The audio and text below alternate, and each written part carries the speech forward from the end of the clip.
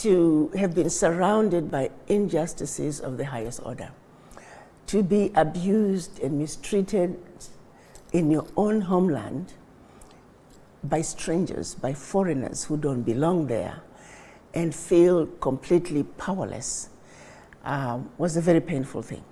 But more importantly for me, I was raised by a father who was old enough to remember when our land was taken by the British. People are not aware that, well, some may be. Britain had what they called the Loot Law, where if you were a veteran of the First or Second World War, or just an adventurous Briton, you were guaranteed 2,000 hectares of land. Hectares! So take 2,000 times 2.2. That's almost like 4,400 hectares of land in Zimbabwe, plus any loot from the people. So what they had done was they divide the country into 4 sections, 4 regions. Region 1, good rains, good soil, perfect area to grow and farm and thrive. Region 2, pretty close to Region 1, maybe not as good, but also pretty good. Region 3 was kind of iffy, more good for cattle ranching. Region 4, nobody should live there. Infested with mosquitoes and tsetse flies and all that, and it doesn't rain. If it rains, within 30 minutes, the soil was like sand. You can't even tell that it has rained. So they set out to push black people in Rhodesia at that time from Region 1 and 2 into, if you're lucky, you ended up in Region 3, and then, but they definitely wanted us in Region 4.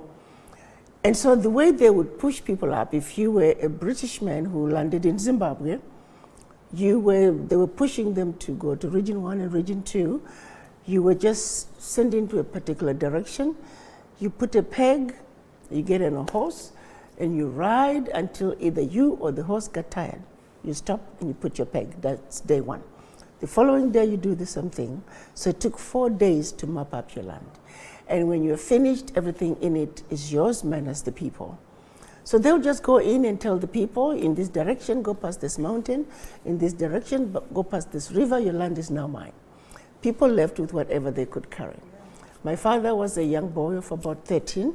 He remembers waking up in the morning, and back then Zimbabweans would wear a little flap on the front and back.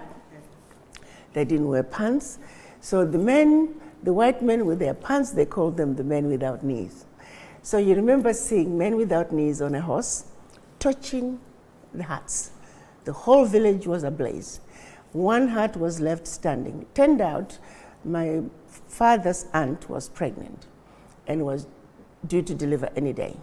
So they had asked for permission for her to stay until she delivered. So permission was granted for the husband, her, and another aunt, a grandmother who was the midwife, and they decided maybe if we leave a child, they'll have mercy on them and not kill them. So they decided to keep my father, who was around 12, 13 years of age. And he remembers having this one little hut left standing.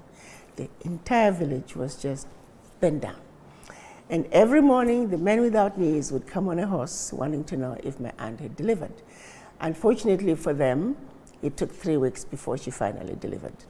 And every morning, the men without knees came. They just knew that was their last day. They were afraid that he was going to shoot them, because he threatened to shoot them if he didn't deliver. 3 days after she delivered, they had to walk, go find the rest of the family members. Unfortunately for them, no sooner had they regrouped, here comes another man without knees. He mapped out his land, just keep moving.